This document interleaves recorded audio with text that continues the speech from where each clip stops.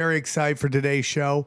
Our guest, she is a spiritual healer. She's got some amazing, amazing stuff to talk about, and we're honored that she's here. Please welcome Jaya Simrit Kaur. How are you? I'm awesome. Thank you so much for having me, Sam. How are you? We are blessed. We appreciate you coming in at the last second and doing our show for you. That means a lot to us. Jaya, for those who may not be familiar with you, can you tell us a little bit about yourself and where our listeners can find you? Yeah, so I'm a spiritual healer and teacher and a mystic mentor. And you can find me at my offerings page. There's a link in my Instagram bio at Jaya Simrit Kaur. And I'm super excited to be here. Awesome. Thank you so much. So, a little bit before we start recording, I kind of was talking about my journey, into spirituality. And I can't close the door on anything, because when I first started this podcast, I started going through this Buddhism, and then I started going through all this spiritual, what they would call woo-woo stuff. And, I was going to write a book with Mark, and then I realized that my beliefs changed so much that I didn't want to put out a book that didn't represent what I felt at the exact moment and time. So as I go through this and I have these kind of thoughts, and, I'm going to lose some people here, but I'm just being honest with you. I'm really kind of into like Christian mysticism, like the notion of like God above all, Jesus as my savior, but energy manipulation, portals, multiple dimensions, all that stuff. The fun stuff. You mean the fun stuff? Well, the stuff that like... Fun parts. Well, fun parts, but also stuff that kind of like you just see evidence of it popping up all over the time, all over the place.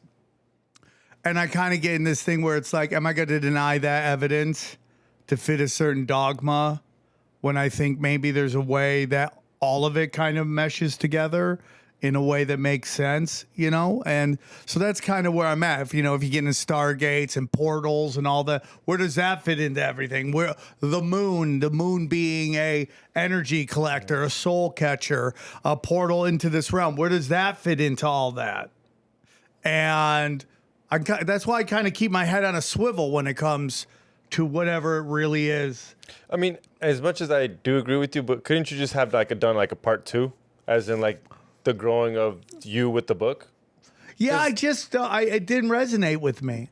It was just like I would put out something I don't necessarily agree with at that moment. I think maybe right now, because I am so far into my journey, I would be more comfortable putting out a book right now compared to maybe 5 years ago when I was thinking about writing the book, because I have so much data, and I have so much data that I'm kind of more set into where I kind of feel comfortable in. Do you understand what I'm saying?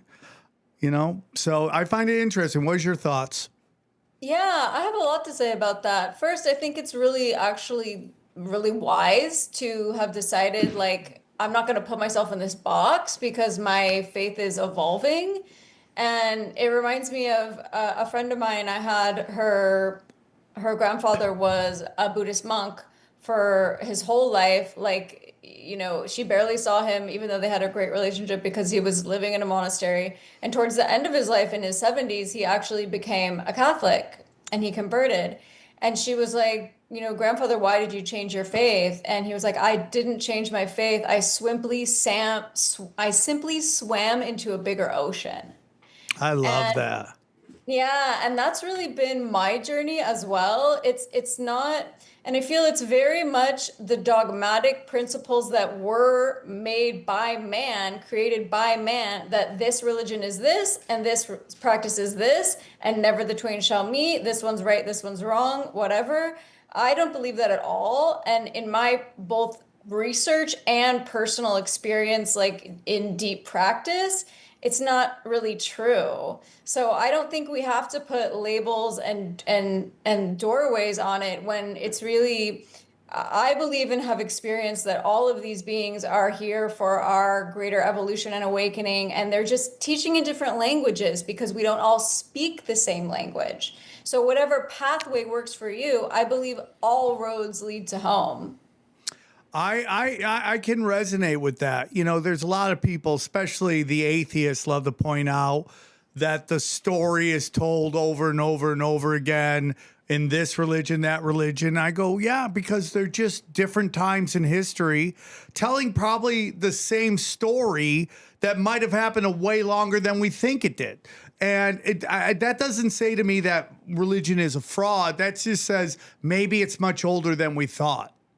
And that maybe this event happened is resonating with all these different kind of religions. And you know, maybe, and how about this? Maybe that story happens over and over again. Right. Well, I think it's certainly way older than the stories themselves. And I also think the stories are just ways to teach the teaching. So we can even like forget about the stories. Like, what is the actual teaching? Right? That's the important part. That's the juice of all of this. And getting caught in the stories can sometimes muddle that, especially because the stories were made from man.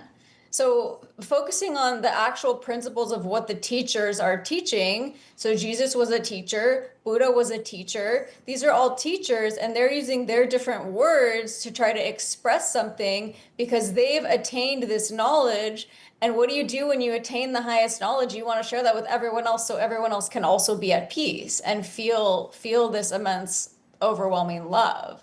So it's just the words are there, and the scholars can argue about the words, and I think that's part of the pathway. That's I mean, a really great at one point part of my work, you know, and then coming to the deep understanding. Like there was a point for me where I was like, all right, I'm going to stop reading all these books. I've read enough books. What about the living book inside of me that all these teachers are pointing to? How can I learn how to read that? I absolutely love that. And that's such a great point. And it's like something I talk about all the time on the show. Johnny doesn't believe I'm psychic. I know I'm psychic, and I listen to my gut a lot, and I just kind of follow that feeling. And, you know, nothing's 100%, especially when you're dealing with conspiracies where we're trying to solve crimes in the dark. So it's like, you know, you're never going to get everything 100% correct all the time, but you kind of have this feeling, you know, and you got to, and I believe you got to listen to it. And Johnny and I, maybe, I don't know where it was, Johnny, but we were talking about this new thing that I'm kind of come to this understanding that depression and anxiety come from when your programming and reality don't match, when your generational trauma from your parents, from your family, your mother, your grandmother, whoever it is, pounding into you this generational trauma. And then you go to school. Now you get more programming from the school. So you got this kind of hodgepodge of like a belief system. And then you're shoved out into the world and none of it matches. And that's where your anxiety and depression comes from, because everything you were told may not be as true as you thought it was going to be when you were young and naive. And also, what you're describing is also a cognitive dissonance from psychology in a way where you take on new beliefs or new evidence that don't match what's been pre-established, and that's unsettling for people. Yeah, it's very hard to do because everyone thinks they got a great bullshit meter. Yeah. And like so much of this, you know, Joe Rogan tweeted this yesterday. He was congratulating people who still don't believe in conspiracies as being able to really hold their ground. I'm paraphrasing the tweet, but really sticking to their guns in all this drama and all this chaos. And it's like, that is pure ego. That is pure ego to go, I'm not wrong. Yeah. I am not wrong. And in this kind of spiritual warfare that we're in right now, and again, going back to what I'm talking about, simple versus easy. Are you getting closer to God? Are you getting farther from God? And you know, when you believe in all this woke stuff, or even if you believe in like the super duper Christian Zionist kind of view of the world, where your religion has allowed you to accept the extermination of children as a spiritual movement and acceptable by God. These are where you start to rack up dark energy, heavy energy starts to wear you down. And, you know, we've had discussions on this show, and then I'll shut up because I'm doing all the talking, but we've had this discussion on the show about, there's passages in the Bible where they say things that doesn't make sense if there's a loving God. And granted, it is like, the ownership of slaves and all that. And you brought up a really good thing, and Johnny said this before, is like books written by man, dogma created by man. And I understand the Bible is a holy book, and I respect it. This is not blasphemy or disrespect, but those are written by men at a certain time. It's like people who get mad at Mark Twain books because the N-word is in it, and you're like, that was the language of the time. Yeah. You can't punish someone. It's like when everyone hated John Wayne. Like, you remember 5 years ago, like everyone wanted to kill John Wayne because they found out he was a racist. Yeah. And you're like, well, at the time that was a lot more acceptable. And he's dead. Dude, they want to take his airport away. Yeah, The one it's in just like, Irvine. it's so dumb. So I totally agree with everything you're saying. Is like, those moments, slavery was acceptable. Everyone, like, the only people who didn't own slaves are probably slaves at that time, and everyone owned it. And it is a book written by man in the words of man. I mean, even slaves aspired to have servants too. That was a thing. Yeah. That was a real thing. Yeah. Yeah. So not to get too weird into the topic, but I totally understand what you're saying. So why don't we get into like your journey? Okay, because I could go on a rabbit hole with like every single thing. Yeah, you go, said. go. Okay, do that. Dude, we're loosey goosey here. We So can talk about my journey too, but yeah, I mean, I'll speak just for a second to like the Bible and other texts like these. Like, so the Bible was written several hundred years after it happened, after the fact. So you have to consider that in. Like, there's evidence that we don't even remember 90% of our own memories correctly. yeah. So, right, there's actual evidence of this. So think about several hundred years into the future. Then think about how many different languages it was translated into and the misinterpretation of that. Then think about the Council of Nicaea, where certain powers that just decided to be in power at that time decided which books went in the Bible and which did not. And then think about all of the texts that we've found, some partial, some full, some never at all, that didn't get put in. So it's so nuanced. And then think about like, well, what did they actually mean when they said these things? Were they talking like Jesus did in parable? And then the fact that like, even if the three of us were to go home tonight and write in our journals about this conversation, all three of those accounts would be different. I agree with that too, 100%. That's not 300 years in the future. That's just like an hour, So we have to consider that. And we also have to consider that at the end of the day, it was all written by man. I'm also not blaspheming the Bible. I say Psalms every day. It's a part of my practice. But I also have my critical thinking skills and my intelligence, and my practices are more about the actual teachings of Jesus, and sometimes those conflict with the powers that be, and that's okay with me. Because there's two paths to every religion. There's the path of the dogma and there's the path of the mystic. The path of the dogma is, I'm going to believe what this says, I'm not going to question it, I'm going to do exactly what it says, and I'm going to go to heaven or whatever. The path of the mystic is the dogmatic path is a one-way relationship. The path of the mystic is a two-way relationship with God. It's, I want to investigate this. I want to see what's actually true for me. Maybe I don't know what's real, so I want to see what's real. And I want to meditate until I have this experience that all these saints and mystics and yogis have, which are available to every person. Nobody's special here. It just takes discipline and to learn discernment, which is another thing that you mentioned that I'm really big on teaching discernment in my work when I'm developing people spiritually, because you need to be able to have discernment when you start open and see things and hear things, perceive things. You need to have discernment because everything in those realms is not nice. And then you also need to have discernment in this world we're living in. And the deeper we go down this trajectory that we're on, the more you need to have discernment. We don't know half the time if what we're seeing is true or we're being told is true. We know they've had these AI technologies and been available to make these deep fakes since the 70s. 100%. 100%. So I feel that learning discernment is the most the best use of our time, energy, and money that we can have, because everybody's telling us everything. How the heck are we supposed to know what's true?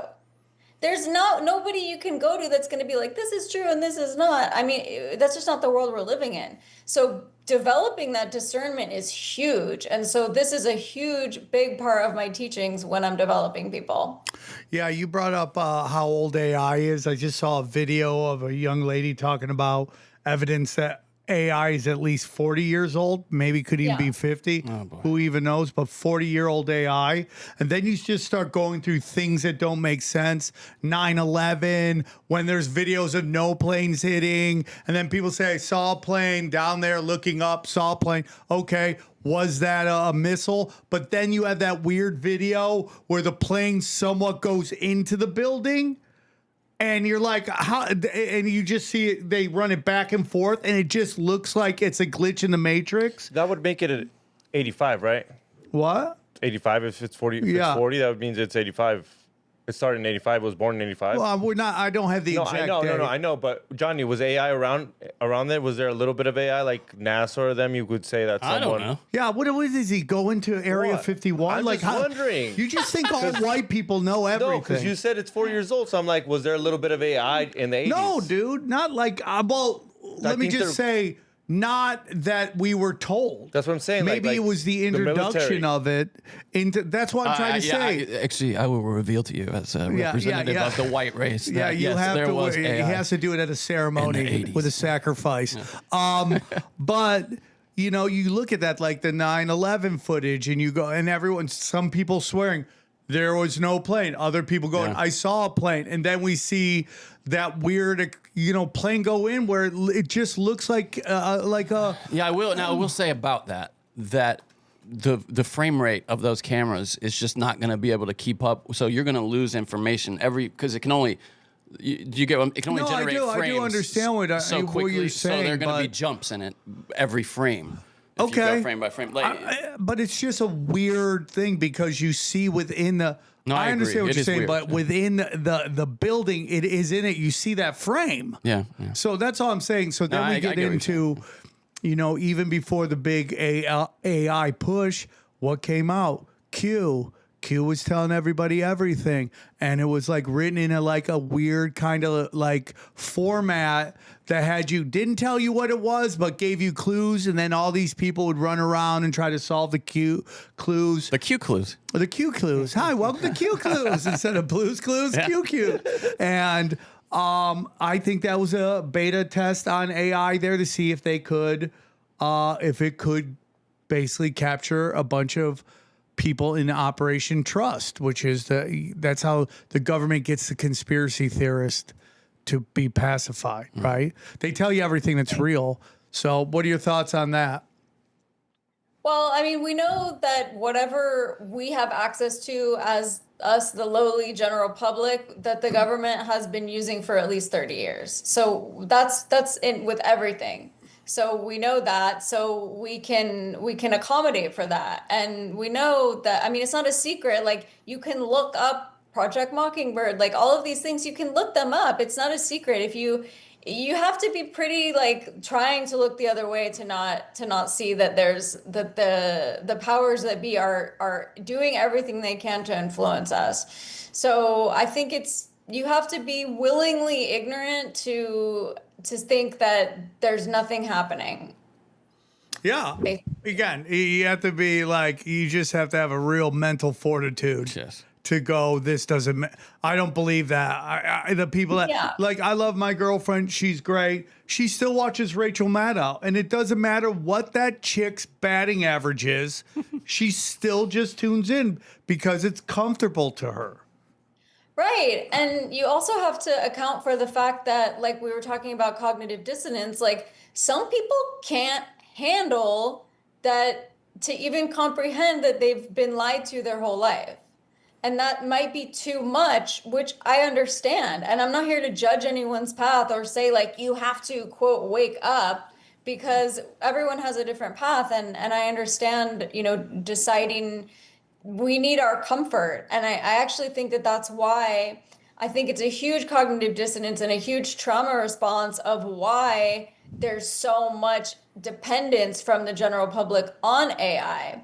And I just posted a whole series about this on my Instagram, and about the recent suicides of people who from ChatGPT and AI interactions. Yeah, that's crazy, And right?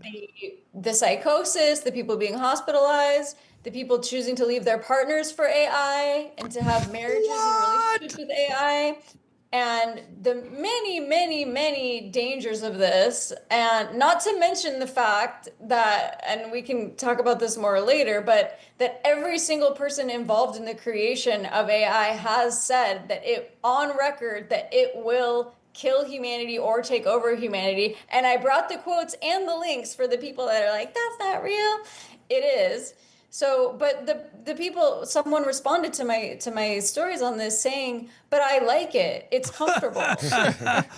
Now, I'm going to It be makes honest with you, it cleans up my grammar really well. of course. And she was like, it's better than my friends. It listens to me more than my friends. And I think that that's totally true. Yes. And I'm not judging or blaming anyone for that. Like, I get it. To have we have a very low ability to communicate with each other. We have a very low emotional intelligence going on here.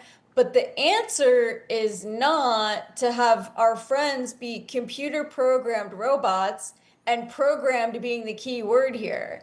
The answer is to move into a space of community where we can learn how to communicate together, learn how to have conversations and hold space for each other. Not have this complete soulless society where people are literally committing suicide and getting hospitalized because of the influence of this computer program. It is spiritual warfare. I have this joke about, how pornography has become this like spiritual nirvana of feminism, and like this the programming of that is just insanity to me. And when you talk about it on stage, the women in the crowd get so angry. They get so angry. Like I was just watching a good friend of mine do stand up, and the amount of, I'm going to put this, it's a great bit. It's a great bit, but the amount of ass kissing that this guy, who is one of the most brilliant comics you'll ever see in your life, had to do to women in his set. Like, it is just, and I'm not saying it's not true. There isn't a level of truth to it, how mothers protect their children. But it is so like, and if you go the other way, you get iced out. And when you point like, Tell me what you mean by the feminist pornography. well, that there seems to be this kind of view in the feminist movement that pornography is sexual liberation. Oh, okay. I've not heard of this. Yeah, you see it when they have all these debate shows between conservatives and progressives. That's like they're owning their body, they're doing what they want, blah blah blah blah blah. I just think it's super low vibrational. Now I know adult film stars. I have friends who are adult film stars. There was a time when the genre of pornography came in, and the people who would do it were people who were extremely traumatized from childhood trauma and had no ability to work in a structured job because they couldn't show up. They were drug addicts. They were mentally broken. They couldn't. So this was a chance to them to make money. And then over time, it became more mainstream. But now you have women who have incredible skills in so many different ways choosing this job. And it's almost, to me, and you can push back on this if you want, I'm totally fine with it. It's almost like if you have an amazing body, you have to do some sort of this on Instagram or something for likes and clicks. And it's just crazy to me. It's just really crazy because, we've talked about this before. You go on YouTube, there's guys who put together this kind of compilation of adult film stars that have passed away. And literally, I'd say 80% of them are either murder, suicide, overdose. Yeah. Well, I'm certainly not an expert on pornography, but I'll say what I do feel, which is that I'm not okay in any sense ever with anyone being coerced into sex work, Yes. especially under the age of 18, which I've seen. Yes, I agree. And there's absolutely, and actually, I'm in France right now, and pornography is banned. You cannot go to a porn website. You can't do it. And that's because they're protecting the minors. And I support that. And I think even these like she's 18 but look dressed like a child, like how is that okay? I don't think it's okay at all to sexualize children ever in any way. I think there's a lot of evidence of people watching pornography just as playing violent video games. It makes them more violent. It makes them more likely to commit murder. So these things, I mean, just let's look at the evidence. That's not positive, right? And also what it's doing to the brain is not good.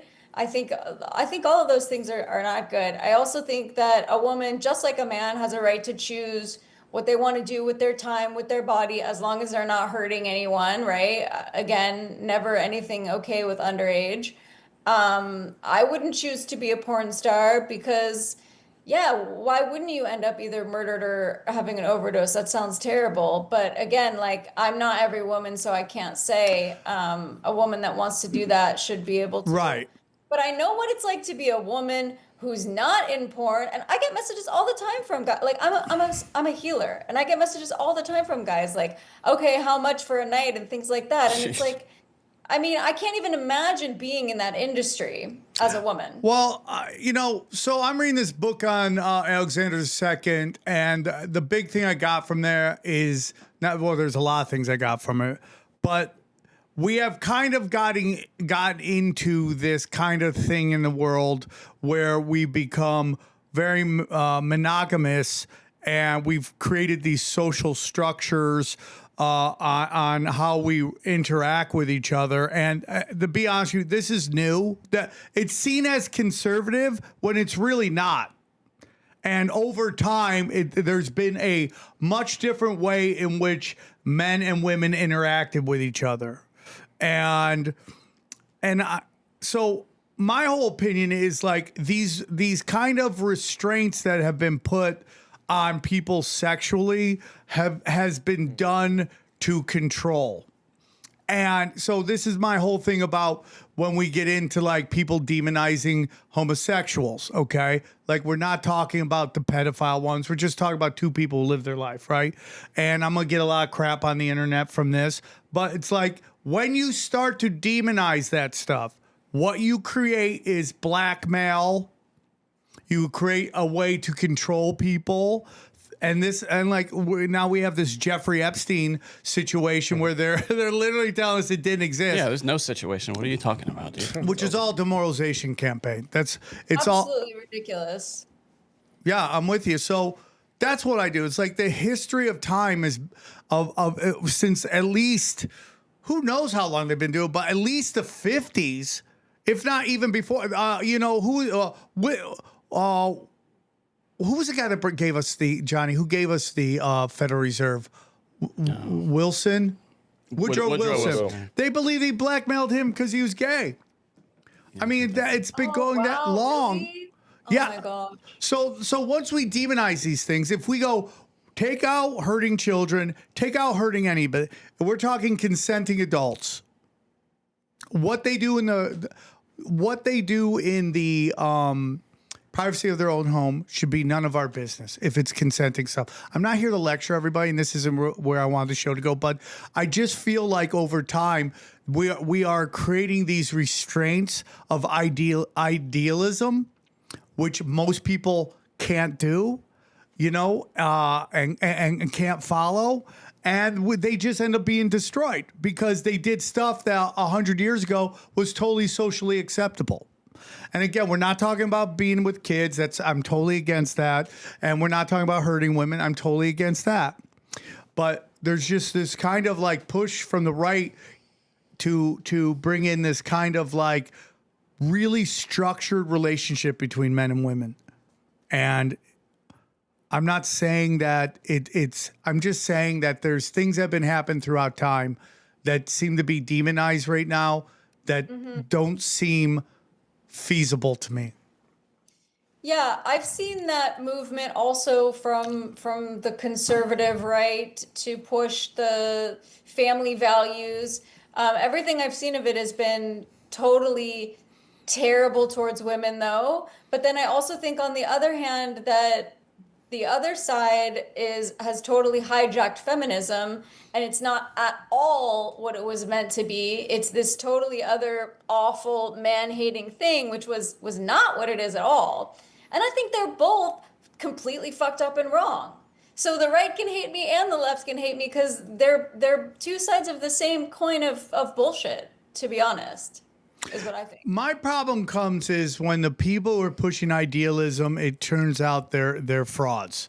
That's my biggest problem, right? Well, you have to look at the agenda. Like, what is this they're pushing and why? I mean, if you're not looking at that, it's so easy to get hijacked these days. And I see people when I'm talking, because I'm not on the right or on the left. And so I see people when I'm talking, like, I see it in their consciousness trying to figure out, like, do I agree with her or do I hate her? And based on which way I'm going to lean. And it's like, I'm sorry, you're going to have to form your own opinion using your own critical thinking skills, because I'm not going with either of those. I'm using, like, my intelligence and my internal intelligence system to decide what feels correct for me. And I don't think that there's anything wrong with people having homosexual relationships at all. And there's no reason at all to compare it to pedophilia. Like, that's terrible. Well, listen, let me just push back a tiny bit on that. And like, who's I talking to yesterday? I was talking to somebody on the phone, and I was talking about how change in a group comes from two steps. The first one is you have outside influences saying, hey, you're acting out of pocket. A great example is white people with racism, right? And, you know, regardless of whether you think white nationalism is a real thing or it's any different than Zionism, we could have a real discussion on that, okay? But we had outside influences saying this racist idea is wrong. So you had this outside influencing happen, and then through the inside, you had internal battles and a push to change it. And I think if you ask most people, we are less racist than we have ever been. Now, the internet will make you think it's everywhere, but in reality, most people just want to get along and live their lives. That's what I've found. So to have a group change, you have to have outside influences, then internal change. So we see that now with what's going on in America with the black community, right? It's called this forever. If you criticize black people, and this is Sam speaking, not you, that if you criticize the black community, you are automatically labeled a racist. You are a racist. That's a racist thing to say, but you're like, this is an observation I'm making. Well, thanks to Twitter or whatever, things have changed a little bit, and now you're starting to see outside influences making its way in with this thing called black fatigue. We're kind of over all this crazy stuff. Now you're seeing black conservatives talking about trying to get back to the black family unit, right? That was destroyed through the crack epidemic. We're seeing that kind of come back. That's outside influences in internal change. Well, I'm just going to be honest with you, and that I think is going to happen with the gay community. Gay people aren't pedophiles. There is a segment that is. And I can piss everybody off by saying that, or piss whoever off. There is. But, I mean, by segment, do you mean like, because who's that guy? And the guy that got banned, that's gay, that's a Christian conservative, that he didn't promote it, but he talked about how a lot of gay guys get talked, like, their first encounter is an older man. Oh, Not that's on purpose.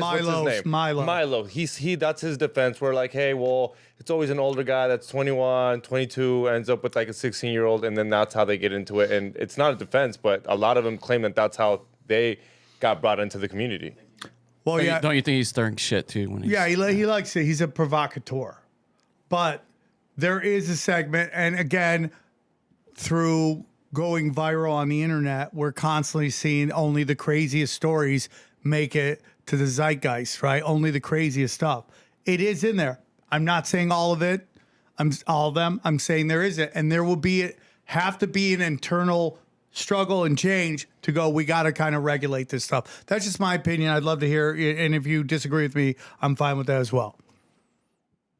Well, I just feel that there's a segment of human beings that are pedophiles, and this is a terrible, terrible thing. And if we're going to focus on that at all, it should be how do we fix society so that that doesn't happen? And how do we round up all the pedophiles that there are and make them not exist anymore? Yeah, I think we all agree on that. Yeah. You know, and it's like, yeah, you got to go, dude, because what you're doing is you're bringing trauma into somebody's life, and it's affecting them for the rest of their life. And yeah, it's not okay to prey on vulnerable children, and I don't think this is a political issue. I don't think this is a conspiracy issue. I think this is just something that we all need to protect children in every way we can, and not pretend that it doesn't happen. And unfortunately, it seems to be very protected. yeah, because again, I believe, and I said this before, it is the admission into the highest levels of power. You know, over time, it's changed. Just, you know, cheating on your wife was blackmail. Like, don't tell anybody. Then you would be done in society. And over time, it became gay. Now that's more acceptable.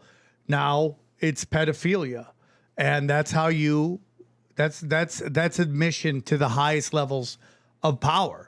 And then with this Trump stuff, I was watching Tucker, and the guy was right, man. This is a joke, what they did with Epstein, but it was a signal to say, we're protecting you to these high-level people. Keep doing what you were doing. Don't worry about it. We got you. As Netanyahu comes in, and they do it the day before. And so I think the question with this is, what are we going to do now? Like, what are we going to do as a society now that this is, because if you've noticed, and I really think that you have, things are getting, it's like more and more of a clown show. And it's more and more of like I said, you kind of can't really turn your eyes away from this. And so, like, what are we going to do? That's the question that I want to pose to everyone listening. Well, when you see governments overthrown by their people, they tend to be an ethnocentric state. And that's a big problem we have in this country right now, is they made it so diverse, which I think is great. I love the diversity. That's a big part of living in LA. You get all these different cultures meshed together. And there was a time that was great. And I still think that time is really good, but they've weaponized everything. So it's like, it's impossible to have people come together anymore because they're so lost in their programming and they don't see big picture. You know what, like, you know, if you're watching these raids, you have to go, is that the proper way to do this? Right.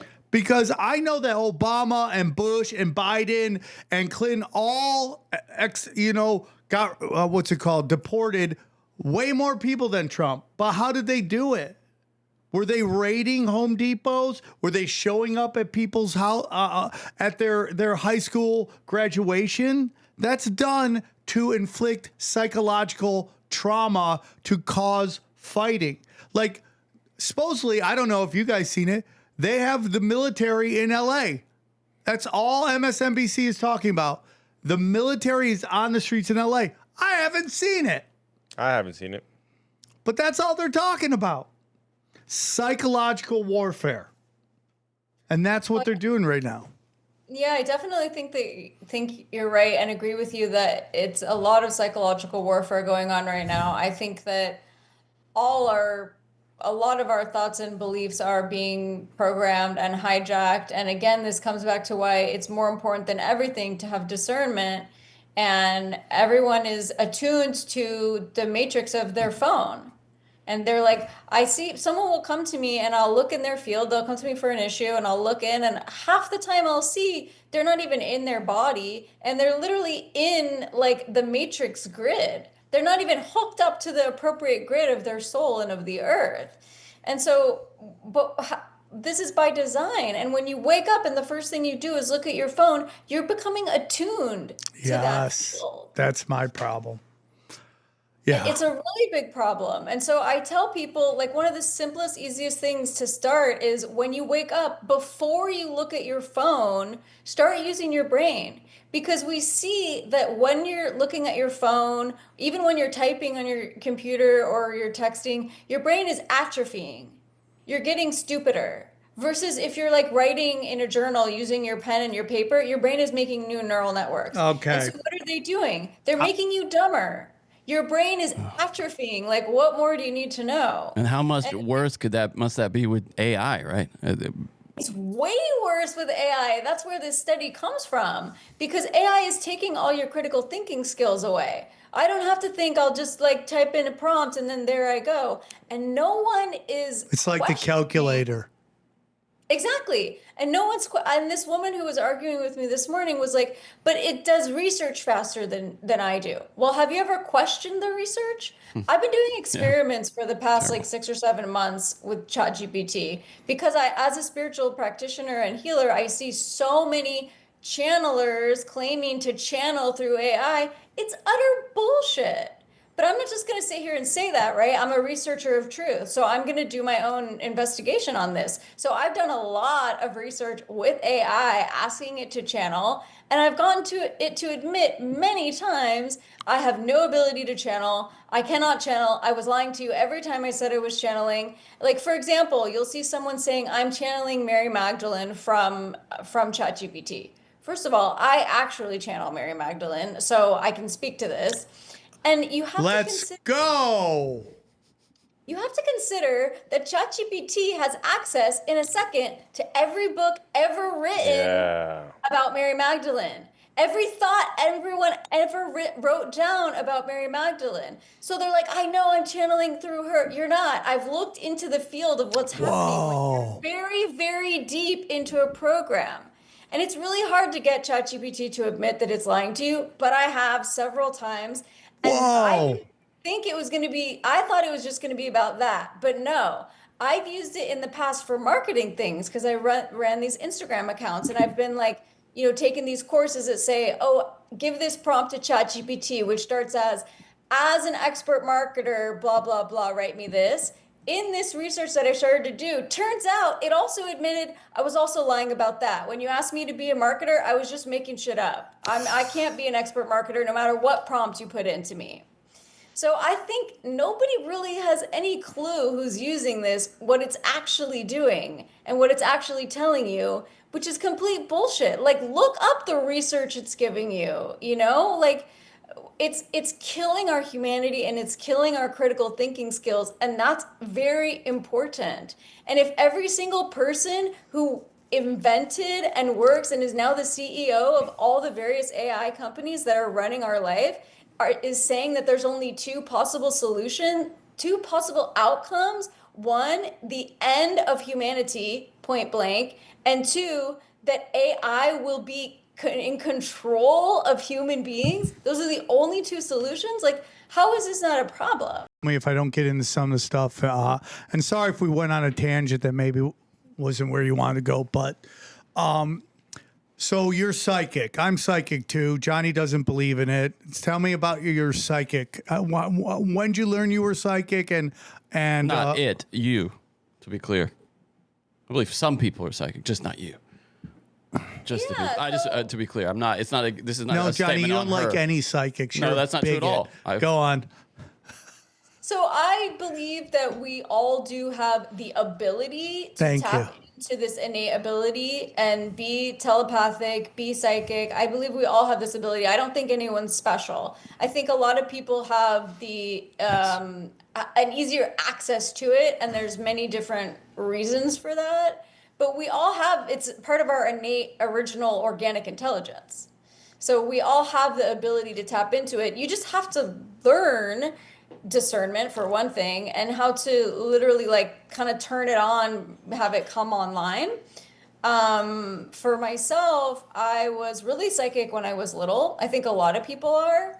And I would communicate with trees. I would like talk directly to beings. I would astral travel in my sleep and all this stuff. And it wasn't until I was around like 5 to 7 years old that I told my brother, was talking to him about it, and he was like, "You're crazy." And I was like, "Wait, what?" And that's when I realized, oh, this is not normal. Not everybody can do this. I just thought that's how it was. And so that's when my survival instinct kicked in from my genetics, which happens to everyone, which is I have to survive, right? I have to be part of the tribe and not go outside of what's okay and what's acceptable. Otherwise, I'll be excommunicated, I'll starve. And these are not conscious thoughts. This is just the way that our survival mechanism works. And so it kind of shut down for me. And I see this happens in a lot of people. And a lot of people don't even remember. And then once I start working with them, it starts to come online again. And they're like, oh, I remember when I was a kid, blah, blah, blah.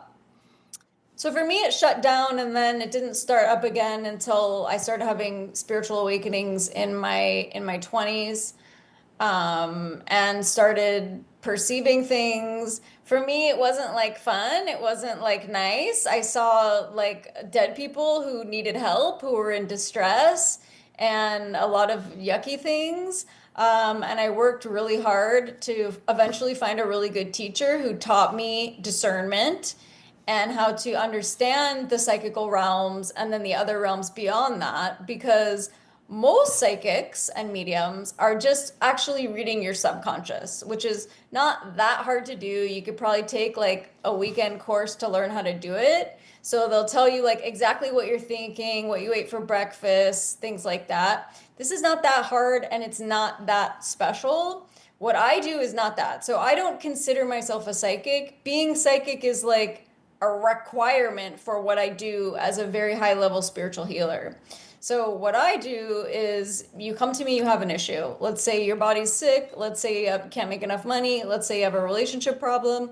So I'm going to look into your field, not just your psychical body, your subconscious, but I'm going to look into your emotional field as well. I'm going to look into your astral. I'm going to look into your mental field. I'm going to look into your ancestral field and see what's actually happening that's causing this. So versus like energy healer, where they're like, okay, symptom, solution, I'm going to hit some energy with it. Not saying energy healing is not very powerful, it's wonderful, but this is a whole different level. Spiritual healing takes a lot of development to be able to hold a very deep field where things can literally unwind out of your system for good, and you don't have that problem anymore. You become a different person on a different trajectory.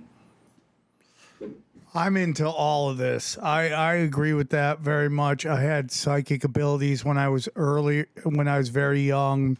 I talk about it all the time. I get mocked by people, and yeah, it is of my belief that the part of the success of the show is the ability to take a data point and have it play out and how I think it's going to play out. And obviously, again, nobody's going to bat 1,000%, but I've had a pretty good track record, a great batting average, and it is because I feel stuff. I do it all the time. My family's psychic. My grandmother read tea leaves. We have a baby that sees dead people. I mean, that's a real story, even though it sounds funny. But that is on my cousin on my dad's side. You give him an object, he can tell you the history of it, where it came from, where it's been, all that stuff. I believe in all of that. I believe all of that is in the realm. You know, when you bring up the ether, you bring up all, like, again, being into structured religion and all that stuff being included, I just can't subscribe to that. I think this area that we live in is way more interesting than we're programmed to believe.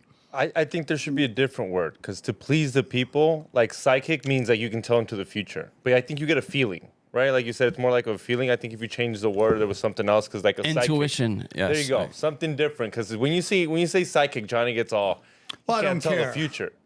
I'm just telling But you. you obviously care. I mean, you these can't things stop play bringing out it in up my every head time we all talk the about time. it. What? You seem to care because you can't stop bringing it up every Because time you it's mention. a joke, a running joke. Okay. Okay. What, Johnny? No, Are you you're getting- right. It is a joke. Yeah. But I think you kind of have like, I mean, to put it like that, kind of like that Alex Jones thing, because you've hit some Alex Jones things where like you predict something where, Yeah. but it's more like I wouldn't call him a psychic either though. Okay. I mean, tomato, whatever, tomato I don't at know. this point. But I just tell you, You got something. I'm telling you. I do. I read something comes people. in, I read. yeah. You've seen it at the show where I perfectly pick out what this guy's life is. That, and I've also seen you do it with your jokes, where you just be sitting there and you're like, I got a joke, and then you'll say it on stage. I'm like, how did that happen? You're like, I don't know, it just came to me. Yeah. So I mean, that's a download to me. Comedy becomes a download. But like, I'll be doing stand up and I'll tell a guy exactly what his life is, and he's like, "Holy shit, that you're totally right." It's just energy. I just read energy, whatever that is. So you have lineage as well, which is really helpful for that because, like you said, your relatives are also psychic, so that helps for you. And then I think what's also really impactful for you is that you're embracing it, and that's really difficult because everything in our society is telling us to go against it, go against your gut. We're told most people live here, and that's actually our heart center. If you look at the toroidal field, is like, I can't remember exactly, 30 times, I think, more powerful than our brain center. So when you're down here, you're actually using that intuition and that intuitive sense. And so it's very brave to be like, yeah, I feel this and say that. And it takes it's a big part of the journey because I really do believe everyone I've ever sat with has abilities. And they don't all look the same though. And so you have to kind of figure that out on your journey. Like some people feel and they just know. Some people hear, some people see, some people perceive. And so you just kind of have to figure out in your own process of meditation and working with a teacher, if you want to do that, what it is. And they can be developed. Everyone can be developed. You just have to have the desire to sit long enough to do it and not scroll your phone instead. You hear that, Johnny? You have abilities. Yeah, for sure. you can Everybody join, has yeah. ability. I think people are just Exactly. afraid to tap into it. They've calcified their pineal gland. They're constantly taking in poisons. They have a Tesla. They have a Tesla. It's cooking their chi. They have a laptop on their ball sack. I think Yep. I think as well. They talk to like Native American shaman, and they're like, we can't astral project anymore because there's so much dirty That's so interesting. electricity in the atmosphere now.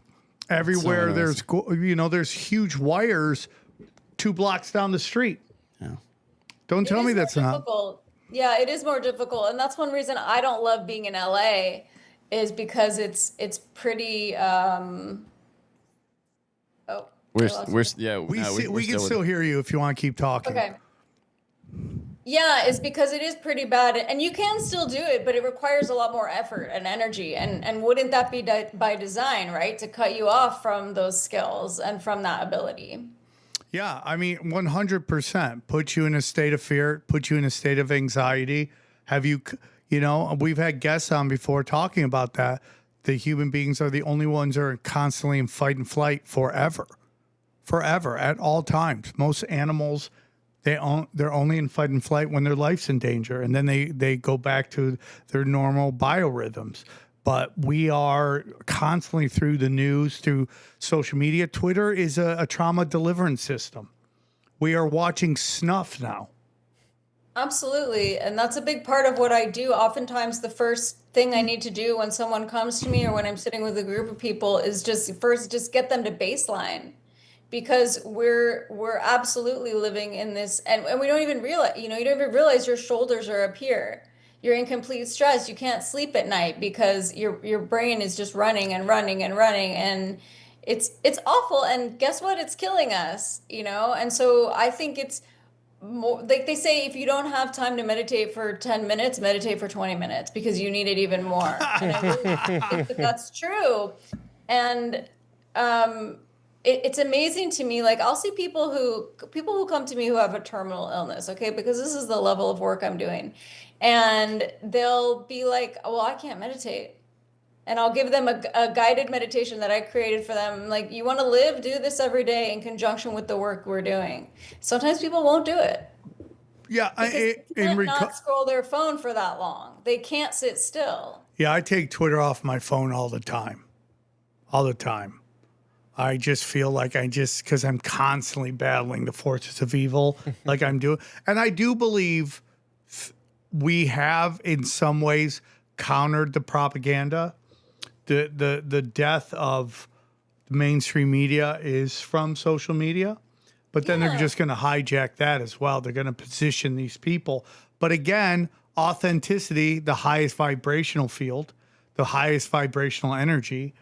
If you fake the funk on a nasty dunk, people know it. And that's why Ben Shapiro is now podcasting from his grandma's house. Do you see his new studio? It's his grandma's house. And I don't know who Ben Shapiro is. Sorry. Yeah, you are so blessed. Yeah. You are such a blessed human being not to know who that is. I keep it pretty clean what I allow in to my energy field, just because like I don't have time for a bunch of bullshit, and because I have a really high discernment as well. I can see it in your eyes. You have a high vibration. One of the notes you wanted to talk about, the deception of light, love, and that everything's love and light, and that there's no darkness. Did you want to get into that? Oh yeah, sure. Yeah. Well, I think first of all, I just want to say, if I can go back for just 1 second, that I'm not blaming anyone and I'm not shaming anyone. And I don't want people to think that I'm trying to make them feel bad for being, I mean, I'm on social media. Like, I talk with my clients all the time, and that's how I deliver information, is on Instagram. And it's also like, it's not your fault, because it's literally designed to get you addicted to it, and your brain is, and that is a real chemical addiction.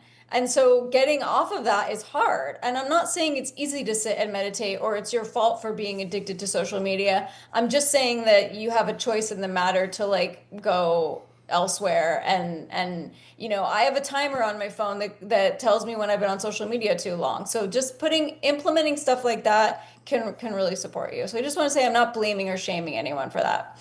But yeah, as a spiritual healer, as a spiritual practitioner, I think, first of all, I don't consider myself new age at all. Nothing I'm doing is new age. It's very, very ancient wisdom that I'm working with.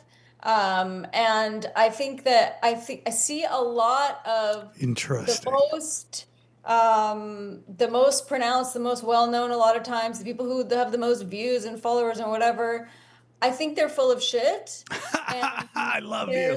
There's a lot of, everybody's like, for example, and I think this is what Mark wanted us to talk about, is that, for example, like, there's no bad energy, there's no bad entities, there's nothing harming you. Like, I'm so love and light that I'm protected and nothing bad can happen to me. And I think that's really toxic. And a lot of people are suffering from ancestral attacks and entity attacks and other issues. And whether that shows up in their life, in their finances, in their health, in their mental health, in their relationships, whatever it is, it's very real. And I think gaslighting people into saying like, oh, your vibration's not high enough and you just need to like throw an affirmation on top of your trauma is complete bullshit. And it's not actually helping or healing anyone. Tell me about ancestral trauma. What do you mean by that? Yeah, so we are here, human beings, having our life, thinking that all of our thoughts and ideas and things that we want to do are coming from us in our own mind, and that's actually not true. There's 6 generations of people behind us, influencing us, stories that we're carrying and trying to work out. And I know this sounds crazy, and I myself, not on this show, even as a person on this path and who's been a healer for a long time, when I first heard these themes, I was like, man, I don't really think that. And then I was shown through science and then through direct experience doing constellation work, which is what works this out, that it's absolutely true and it's amazing. And so we'll see, for example, we'll have ancestors in our lineage, generations back who went through significant trauma, and we'll have we'll see the gene expression of PTSD in someone who's never been through a trauma in the day in their life. How does that happen? So this is coming through from the ancestral field. And so the very deep spiritual constellation work that I do, which I'm making a distinction between therapeutic constellation work, which is not the same at all, can allow that to unwind, like literally out of you. So like you have a personality trait, like let's say you have you're an addict, you express having an addiction to something. Gambling is what's everything.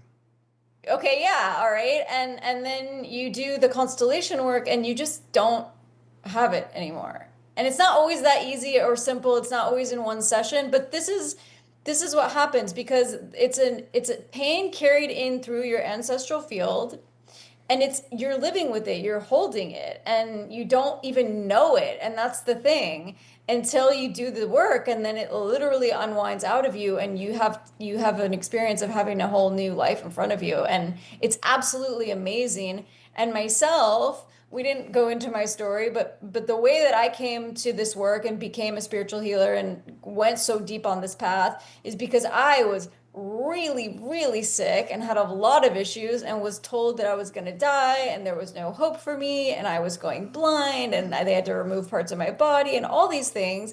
And I just refused to believe that. Doctors weren't helping me, so I was like, okay, what's next? So I just kept doing research and finding different modalities and getting certified in them and learning different things. And then like, okay, cool, this is cool, add it to my tool belt, what's next? Until I finally found spiritual healing and constellation work, which is beyond modality. And this is the field I sit in now with my clients. And this is what's really doing the very, very profound, deep work. Constellation work, what is that? Yeah, so the constellation work is part of the spiritual healing, and that is what I'm speaking of with the ancestors. So constellation work is allowing the unwinding of the ancestral, what's been held in the ancestral field. It's hard to describe what an actual session is like because it's phenomenological, which means you can't really explain it, and even when you're in it, it's like, what is happening? Not in a scary way, but just it's so unique. It's the most unique thing I've ever experienced, which is saying a lot as someone who's been on this path for so long. But it's a session which brings forth whatever the issue is that you've come to. It allows it to come out of you. So whether that's cancer or relationship issue or addiction or something in your business, whatever it is, it allows this space. And someone like myself who is a spiritual healer, you have to be able to hold this field. So most people can't do this. My teacher estimates about 2% of healers, not people, but healers can do this work. It requires an immense amount of a very, very deep seat within. Like I sit for hours in meditation every day, and I've been in training for many, many years to be able to do this. So unlike these people on Instagram who are like, let me give you a light language channel and, join my masterclass, it's a totally, totally different thing that I'm doing. And it's really, really powerful.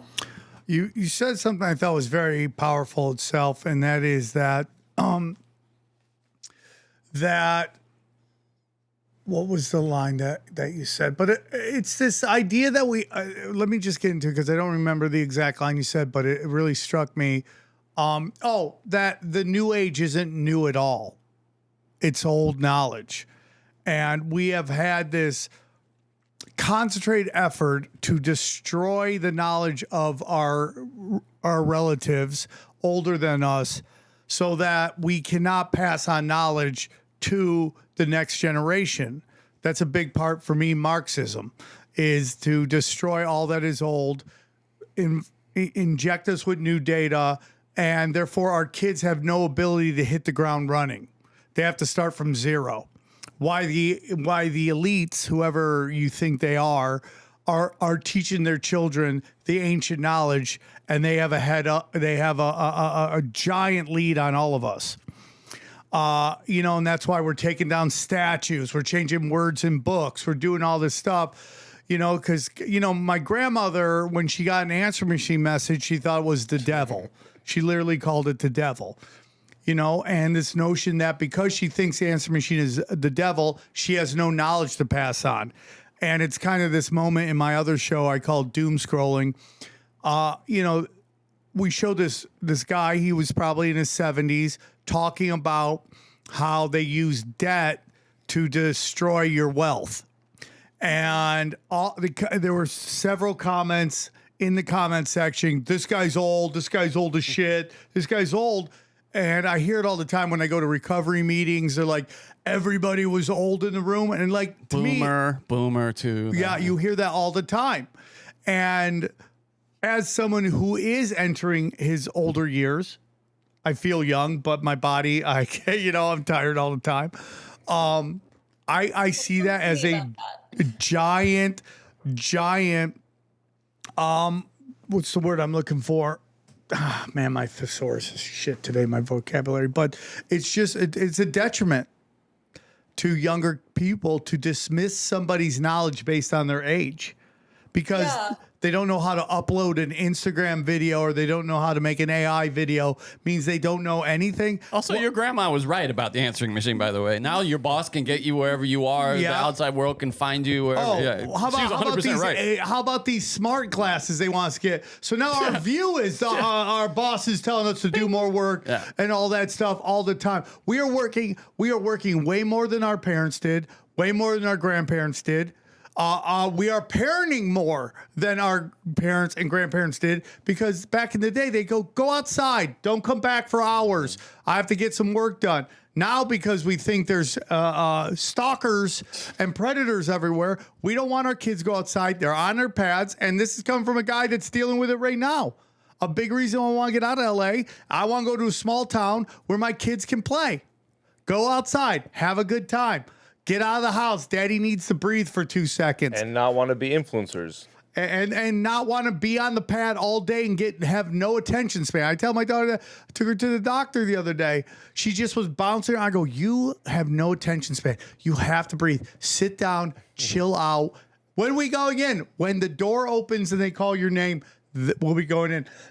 But it is done purposefully to destroy generational knowledge. It's done so you can't help your children go to the next level. Now, what I will tell you is little things change all the time. That maybe the tools in which we use might change all the time. But the basic interaction between human beings never changes. It's all energy. What you're saying is a really astute observation, and what you're talking about is a disconnection from lineage. And it's a huge problem. And this is something that gets reorganized in constellation work. Like, people are just standing there with no power to go forward, basically like impotent. We're like, hunched over in our cell phones. I had to go to the mall the other week because my phone battery was dead. And I was horrified because everyone I saw was hunched over, like, had no connection to their power, no like a spinal upright at all, like literally like a hunch over, like inside their cell phone or their iPad. But you have no power to go forward when you don't have the lineage behind you.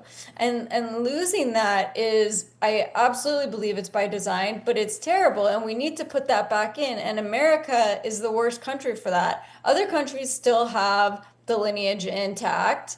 And you see they're a lot healthier. Of course, there's a lot of other reasons for that as well. Their food isn't being poisoned, et cetera, et cetera. Yeah, that's all done on purpose, so we can't participate in our government. Yeah, but lineage is really important, and we need that literally to go forward. And again, it's hard to describe without being in the work and seeing it happen. But I'll allow, the field will allow someone's ancestor to stand behind them, and their whole life will change. They'll be empowered. Like, that is very, very real, and something we've seen over and over again in the decades of this work. It's very real that being disconnected from our lineage is a big problem. I've talked about this on the show, and I would love to hear your opinion. I believe the darkness and the dark entities are one of the greatest evidence for God, because we live in a yin and yang universe. Everything is connected to its opposite, and for there to be darkness, there must be light, and there must be a God. And when we get into the Christian or the Abrahamic discussion of fallen angels, a lot of atheists want to dismiss that as Christian mumbo jumbo, but we look into Vedic astrology, we look into Hinduism. They all talk about God trapping entities into this realm. And what happened to those entities? The Nephilims, the matings with the daughters of men, creating Nephilim giants, titans, all that stuff. All that stuff to me is proof that there is a God and there's a spiritual war going on. And what are your thoughts on that? And you don't have to agree with it if you don't want to. Do I think there's a God? I mean, of course. I think, what else is beating my heart? I don't think it's necessary to have a name for it. I think all these names made by man, right, cause more division and more things for people to argue about and kill each other over, which is completely insane. But I think absolutely, I think it's pretty ignorant to think that there isn't a source who is here. How else would we be here? And I think absolutely there needs to be light and dark. If there was only one, then we would be back at source, and we're here for a reason, and that's to experience all of it, to experience heartbreak and sunsets and kissing someone you love and dying. It's all part of it. Absolutely. And yeah, we all get to have a story. Some of us are an angel, some of us are a demon, and some of us are an angel this time and then a demon next time. It's like, how can I experience everything? And a lot of us, all of us here, every single one of us wanted to have the experience that we're having right now, even if we don't remember that, even if we don't like it.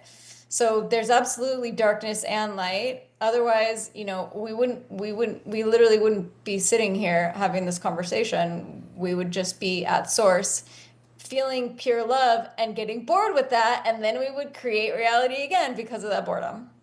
Yep. Yeah, that's how I see it. And, it's so funny because everyone loves Harry Potter. Everybody loves Lord of the Rings.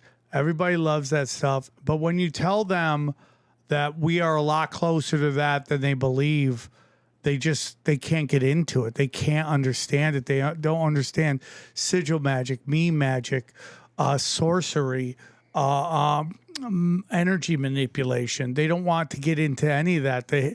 How history is a lie. What our history is way more interesting than they want you to believe, because they just want you to believe you're an organism in shoes, a bacteria on this rock hurling through space, and that there's no real reason that you're here. Just this is how it all lined up.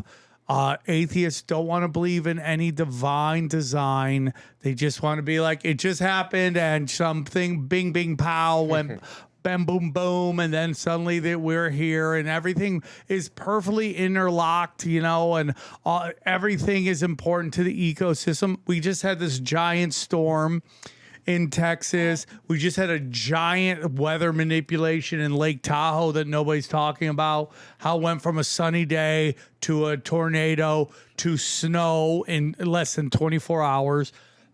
And we're messing with this ecosystem. These dark arts sorcerers are messing with this ecosystem that is perfectly balanced.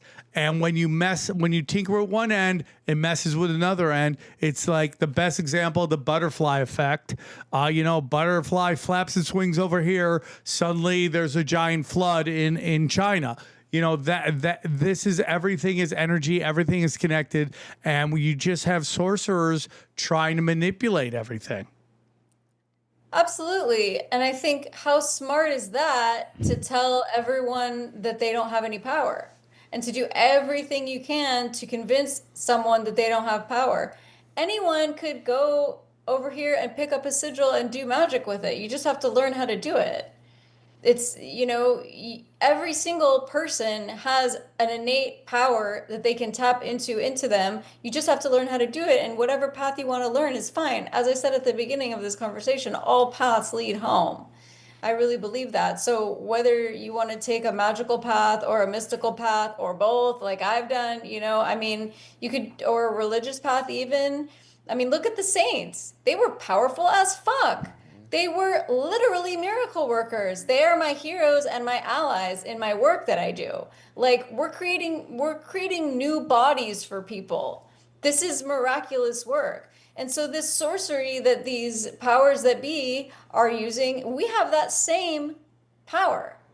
And it's our ability to respond, to do something with that or not, or say, I don't want to do it. I want to pretend that everything's fine, or I don't want to open my eyes to see that, like I said, I think that a lot of people cannot comprehend, like it would blow their minds up to believe that there are nefarious forces controlling the world. And that's okay. That's their path. Maybe they didn't come to awaken to that in this lifetime, and that's fine. I'm not going to sit here and say it's wrong. But I am going to sit here and say to anyone who wants to tap into their power, you absolutely can, and maybe you should.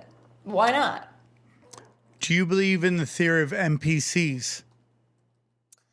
I don't know. Sometimes I do, sometimes I don't. I haven't had any like direct experience like in the field seeing it because I've never, I guess, cared enough to look. But I'll definitely meet people and be like, you gotta be an NPC. So, I certainly wouldn't rule it out. Because there's this video, it didn't make it to doom scrolling, but it was in the rotation in the wheel. It's about these two sisters, and they were talking about how the one sister could not imagine something. She goes, can you imagine, I think it was a unicorn in a pink tutu? And she goes, yeah. She goes, I can't. I have none of that. And she's like freaking out. Now, when I go, a unicorn in a pink tutu, an image flashes in my head of a unicorn in a pink tutu. Sideways, right? Tutu sideways, right? In my head, I picture it sideways. Well, you picture it how you picture it, but the point is, it's not there in 4K, and it's not like it can gallop. As I think, it's galloping. I see it galloping, but like I can imagine that. There are people who can imagine that. Like, isn't that? There's something called the Apple test. It's an exercise where you can kind of improve that ability too. And I think they use it to study this trait. They ask you to close your eyes and imagine an apple, and then it's graded on how the clarity. It's like a 1 to 5 scale, and that kind of determines where you are on. It's kind of a sliding scale, and you can improve it. But yeah, there are some people who just don't have it. It goes along with the internal monologue thing too, where we learned that so many people just don't have an internal monologue, which I can't even imagine what life is like without an internal monologue. What are they doing all day? My internal monologue is so loud I talk to myself. Yeah.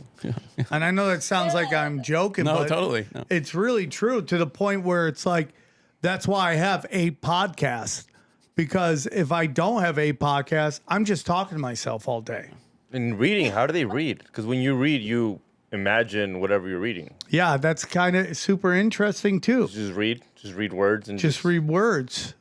It's called aphantasia, by the way. Sorry. One more time. Yeah, that's what it's called. I've heard of that condition, and also the one where you don't have an internal monologue, which seems so insane, but also maybe peaceful and nice sometimes. NPC though. It's probably aphantasia, actually, I guess. But it's individuals who report not being able to form mental images. For them, the Apple test might result in a rating of 0 or 1, rather, or they might be aware of the concept of an apple, but not able to visualize it. That is crazy to me. So I know a wizard, actually. He's like a male, like a sorcerer, and he has one, and so he helps people, teach them psychic development.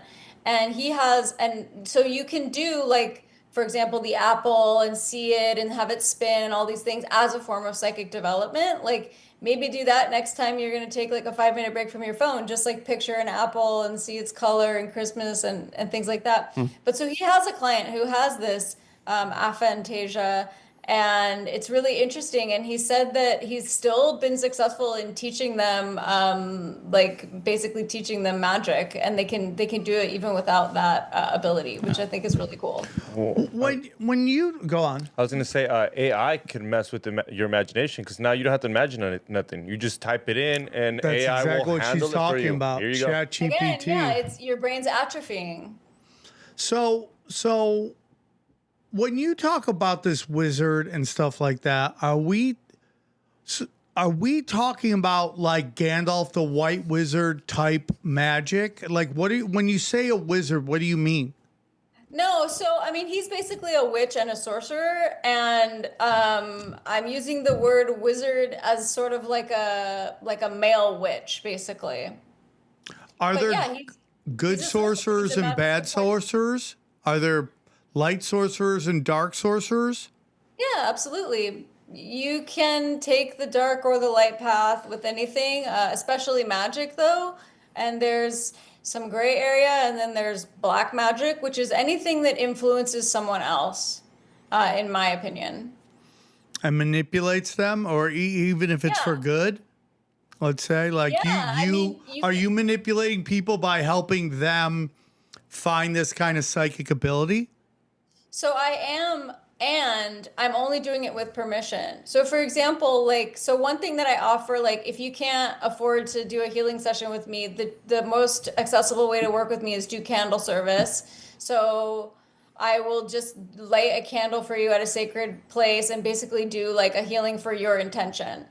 And so my only rule is it can't involve anyone else without their permission. So I won't do anything without permission. So if you ask me like, hey, can you pray for my friend? Because for me, if I pray for someone, like that's a healing. I'm not doing a prayer like hoping something happens. I'm affecting change in their life. So if you ask me, will you pray for my friend?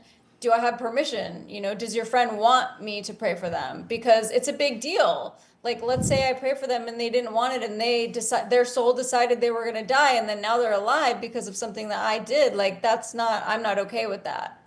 So I'm very big on permission. The only thing you have permission to do other than for yourself is if you have a child who's under 18. So if you ask me, you know, for your daughter, fine.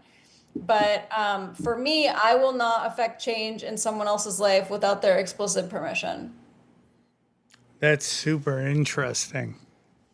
You know. I didn't think about that. Like, if you wanted to die, So someone if you prays want to pray you. for somebody, you should ask for permission. Yeah, well, I mean, most people praying for them is going to be different than if I'm praying for them. Not that everyone's prayers aren't powerful, but like I'm literally a healer, you know? So for me, a prayer is a healing. But yeah, I think that most of the time, so like for example, I'm in a group for healers. It's like an international WhatsApp group. If there's an urgency, someone writes in, hey, can you pray? You know, and they'll say, prayers only, I don't have permission for healing or healing, because permission is a big deal. Like I'm not going to interfere with someone's life. I don't know their journey. That'd be very arrogant of me to just like do something without someone's permission. Yeah, that's a very interesting thing because, you know, the Lost Boys, that famous scene where the vampire can't come in unless you invite him in.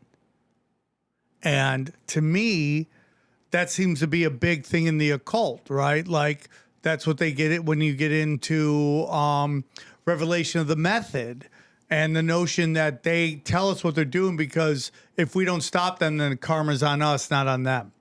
And then they're constantly giving us clues about what's going on. And as we see with these wars, how they are drumming up support for war. And when they don't get it, it doesn't go the way they want it to. Now, do they still do little things here and there? I do believe so. I believe they do stuff, but in a big level, they need our permission. And like, that's why they're constantly trying to start this war with Iran. But it seems like this is the weirdest war I've ever seen because this is the first time they haven't been able to get the country behind the military industrial complex like they did with Iraq and stuff like that. Every other war, you saw this kind of build up. This way they kind of manipulate us through propaganda to get us to accept this kind of like unnecessary war under the guise of bringing democracy, saving people, regime change, whatever it is. They've used that playbook so much, and through the beauty of the internet, and we could have a real discussion about, is the internet a light tool or is it a dark tool? You know, Tino Sanchez from Tinfoil Hat thinks that they did it to kind of put us in a silo so we all don't get along with each other, which there is a really strong argument for that. But everything you're talking about lines up with everything. You have to get permission before you could do these stuff, whether it's light or in particularly dark. That is the power of propaganda. That is why they spend so much money on propaganda. If you study the rollout of the jabby jib job whatever, Thank you. because we're trying to put this on YouTube. That was systematically rolled out to convince us that this is what we needed to get done. And it was such a powerful... Yeah, man, there was decades of predictive programming for that. Yeah, I agree. And it was so powerful that people didn't even want to listen to their loved ones, that they trusted people on the television, on the television programming, okay? They listened to them over loved ones who would take a bullet for them. Yeah. It's true. I want to say one thing about permission, how you use the example of like a vampire. So someone like myself, I'm very big on permission. I'm not going to do something unless I have permission, but that's because of my moral compass. And if someone has enough power, they don't need the permission. Like that's my choice to only do things when I have permission. But I could one day, and I myself personally won't, but anyone could who has enough power decide like, actually, I'm just going to do this anyway. I was given a choice like this once where I knew that someone was going to be actually murdered if I didn't interfere. Whoa. I had a psychic knowing. And I couldn't get a hold of this person. And I was like, well, should I do it or not? Should I do the work to interfere and make it so he doesn't get murdered without his permission? Did you save Donald Trump's life? Is that what we're about to do? Is that what? Turn your head right now. I didn't save Donald Trump's life. Turn your head. Luckily, I wasn't put in that predicament. But I'll just tell you, like, for this instance, I did save the guy's life. I did interfere. That's amazing. Because I was like, I'm willing. He had a young daughter. I just knew, because I knew him, that he probably didn't want to get murdered. And I decided, like, I'm willing to take on the karma if there is any for choosing to do this without permission. But if, like, maybe vampires, and I don't know any vampires, I don't know, maybe they do need permission, but I know for certain that there are a lot of beings who are powerful enough that they don't need permission to do anything, including enter your house. And you can pretend that doesn't exist if you want to, but it doesn't mean it's true. And so in some cases, permission is not needed if you have enough power, and it's just your own choice. It does add some context to this idea that presidents age so rapidly. You know, what if they're just being psychically attacked by because they're so famous? You know, what if they're just the target of all these psychic attacks on their souls? I mean, just study Twitter and bots, right? And famous people. Look at how, it just wrecks them. When they just constantly have this kind of negative energy pushed at you through these bots or trolls or whatever they are. Block them all. It's spiritual energy.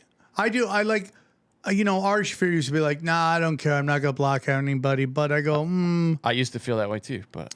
I'm like, well, after you got attacked on your Twitter and lost your Twitter account, I'm like, oh, this is how they get rid of people they don't like. They send a bot army to negatively send negative energy towards this account, and then Twitter freaks out and gets rid of everybody. Yeah. It's interesting to me, and everything is energy, dude. Everything is energy, your energy, my energy. It's like when you see somebody, you instantly connect with them, that you knew them for the rest of your life. And then there's people you're like, we just have weird energy together. Yeah, absolutely. It's funny, people that don't believe in energy, yet they believe in Wi-Fi. And it's like, Yeah, how's that 100. working? That's You know? mysticism. Where is it? Totally. Where is it? Oh, it's on my phone. What? I can't touch it? Yeah. That's energy.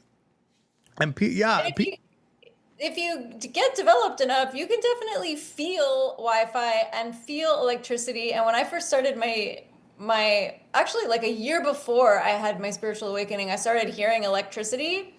So that definitely puts another level to it. And before we were on, I was plugged in my laptop and I was using it, and I was like, I cannot use it while it's plugged in because it's like zapping me. So it's interesting when you start to kind of develop, you like I couldn't ever use those earbuds because also why would I? It's zapping my brain. People, please Yes. don't use that. Why would you put Wi-Fi directly into your brain? Don't do that.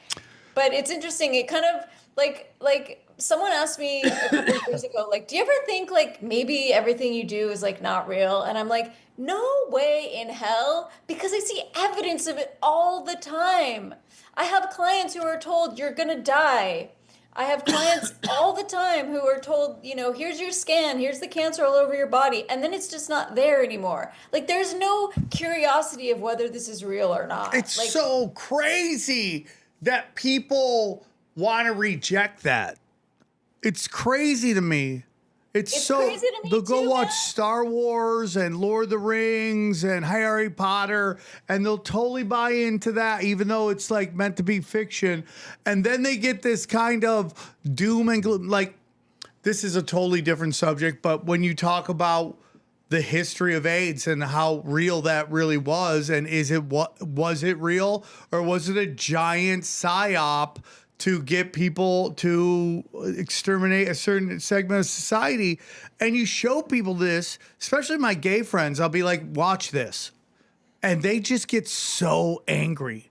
They get so angry, and they're not mad at me. They'll tell me, they're like, I don't want to believe this because I lost so many people. And you're like, but I'm telling you, like, to save you so you don't find yourself in that same predicament. That this is a giant lie, you know? And I don't know, man. It's like crazy to me how people just don't want to, like, they're so arrogant about their ignorance.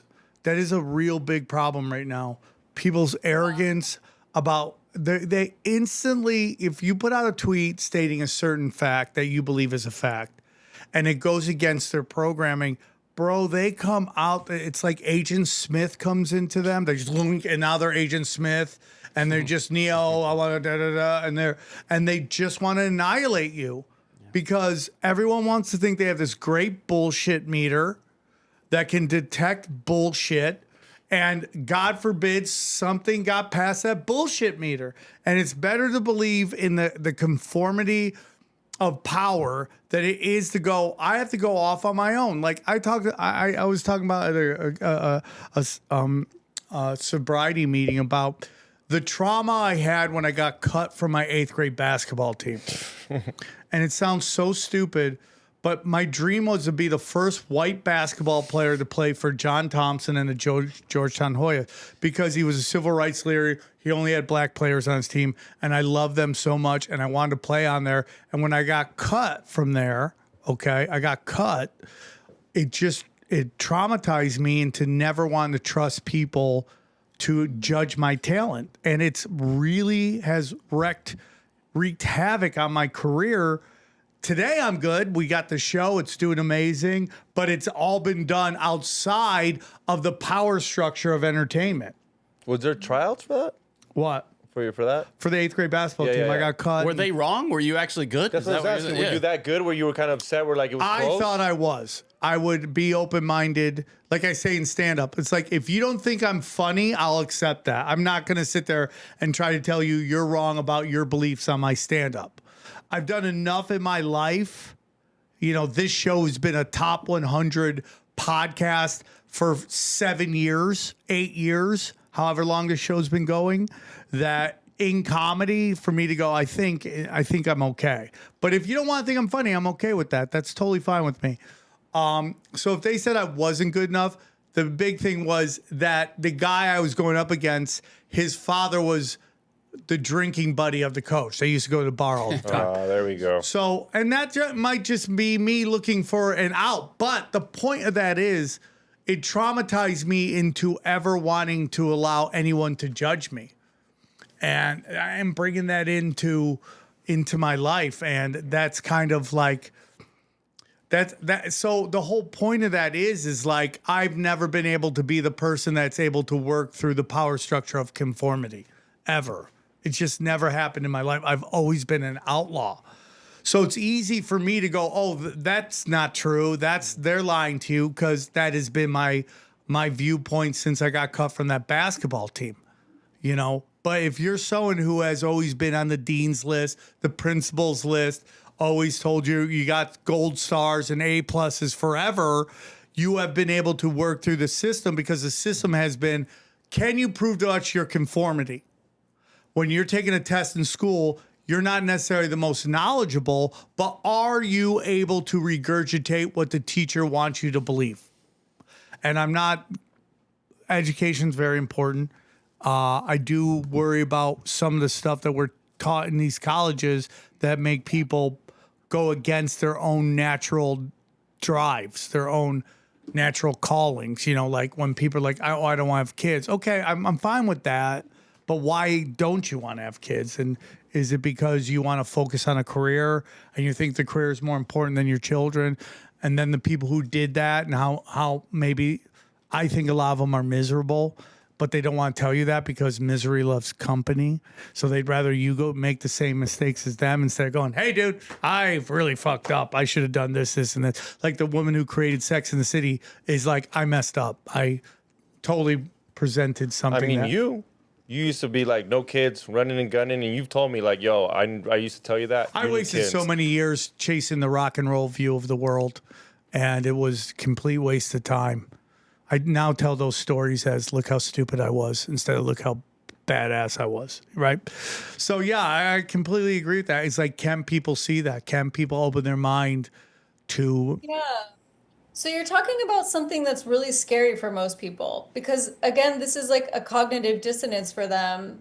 And as you said, a system that's rewarded them their whole lives. So what would be the incentive for them to believe something is different, to become self-aware, to become aware of being programmed? Because it's also like a big blow to the ego.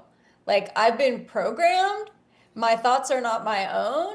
There's some sort of agenda, whatever it may be, and then that's a whole other can of worms, that has been telling me what to think. That's not true. I think what I think because I think it. And so this is a big source of cognitive dissonance for people, a big source of like an ego death a lot of times as well. And people can't a lot of times handle that, especially when the system rewards you. Because I'll tell you, as someone who is outside of the system, it does not reward you. Yes, it actually punishes you. Right. It certainly punishes you, and it makes your life a lot more difficult. And I'm someone who, like, you know, growing up, trying to like work jobs and things, I've got a genius IQ, and I've been reprimanded and beaten down for that at every step of the way, because I start working somewhere, I'll see the systems that are not running correctly, I'll notice that the boss is doing the wrong thing, I'll try to make things better, and then I get fired. Because I'm going outside the system. Any other person you talk to would say, that's crazy, that's real. You are 100% correct. Johnny, I know I am. It's my lived life experience. No, you're 100% correct. You even see it in sports, Johnny. How many times have you heard an athlete go, they don't like me because I'm too smart? You remember that Florida State safety that was like an All-American, and he wanted to go study, and then he wanted to come back to the NFL, and the NFL did not want him there because they can see through the social constructs of what they want you to do as a professional football player, which is completely and utterly throw your life on the line, your health and well-being, even your possible mobility to possibly be crippled and paralyzed. Myron Rolle, right? Yeah, he played at Florida State. Yeah. And he would constantly talk about how he would hear them complain he was too smart. Oh, they don't want that. Yeah, because smart people can At work, dude. At work. second guess the When you go to manager. work and your manager at the restaurant is not the smartest person in the world, and you see through it, It's the worst. they hate that shit. Yeah. There is a reward for mediocrity. Yeah. Right. So that's a huge part of it. And then there's also the fact that, like I mentioned before, the survival mechanism. Like if I'm going outside the system, I'm going to be excommunicated from the system and the society. And then, like, you know, even though maybe if I'm, let's say, excommunicated from my family or from my job, on a surface level, you can be like, well, it's not that big of a deal. You can go get another job. You can go live somewhere else. In our cellular memory and our genetic memory, we are terrified of that because we can't survive without the system, right? Like we get sent out into the darkness from the fire and we're dead as soon as an animal You're gets so us. right. So we really have that survival mechanism beat into us. And so it's really scary to go outside the system. And it's not, and you know, I see this happen a lot with people who work with me long term and their lives start to really shift. And sometimes they're like, you know, I really got to leave my job or I got to change, you know, I got to leave my relationship or change it or something because they've become aware. They've become aware of things and that's not easy. And it's a lot easier to stay quiet and stay small and keep your mouth shut and pretend that everything's fine. So I think that a lot of times it really is a choice. And again, I'm not judging or blaming people for making that choice because I get it. Like for myself, it's certainly been a lot harder to open my mouth and question things, you know, but it does make sense if you think about it. And for you, you had this traumatic experience and that really shaped your direction. And of course it sucked. And I'm sorry that you went through that, but also like, look at the trajectory that it put you on. You might have still today been in this system had you gotten chosen, you know? No, you're totally right. And, you know, I don't know if you know this show. If you don't, you're blessed even more. But I do believe that we live in a mass singer society. Like, and my friend's on that show. And I don't know if you know The Masked Singer. It's an American show. It's basically someone comes out in a giant costume. You can't tell who it is. They sing a song poorly, greatly. And then the judges guess who's singing it. And then they reveal. And it's been on television forever. My friend Ken Young, who is one of the nicest guys you ever meet. I hope the show's on forever. I hope he cashes all the checks and makes all the money. This is not a negative thing. I love him and I'm happy for him. He's on a successful show. But that show is Idiocracy. It's Idiocracy. It's the dumbest show, dude. And it symbolizes the state of our culture right now.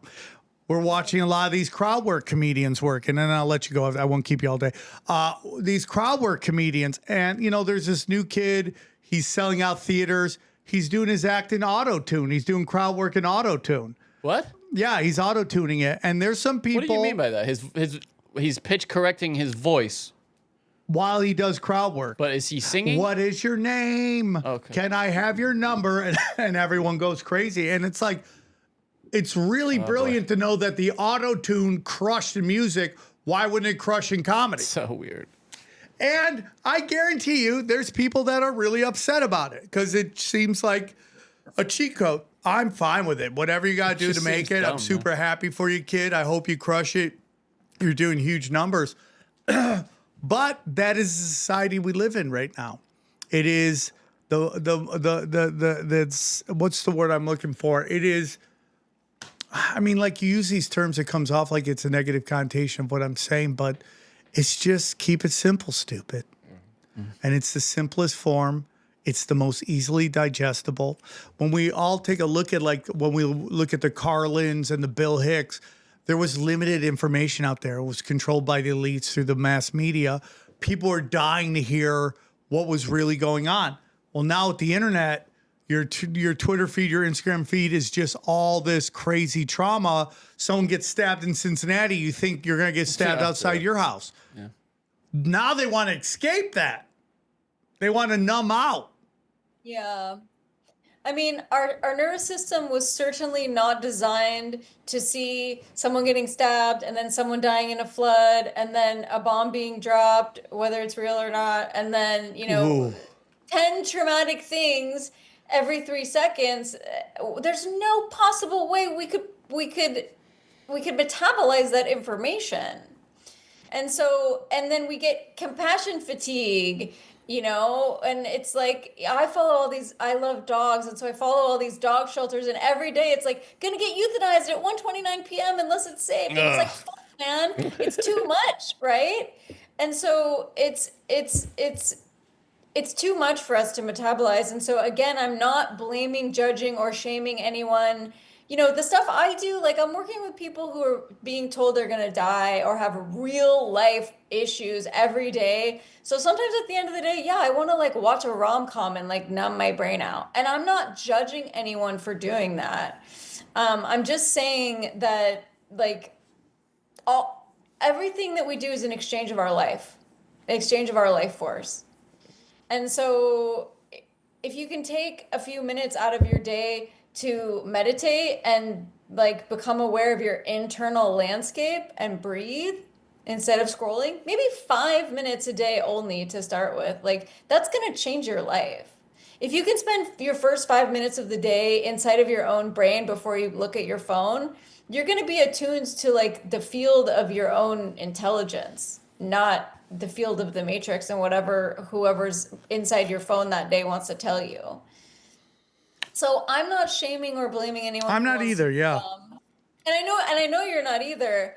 I just can sometimes come off like that because I'm bullying people into becoming self-aware. Yeah. But I think, you know, learn discernment. And I'll tell you, in the past couple of weeks, every single ad I've seen on Instagram, which is the only platform I'm on, has been AI.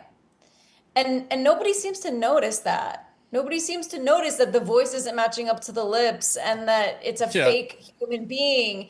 And I want people to notice that so you can make your own choice. And I remember in 2019, watching this interview of Elon Musk, and the interviewer was like, you know, because this was kind of before a lot of this was really big and before AI came out to the public, and the interviewer was like, I don't understand, like help me understand. And he was like, okay, so let's say you're just sitting there watching TV and all of a sudden you think, oh, I want to go to Applebee's for dinner, and you didn't see an ad for Applebee's, it was in your brain.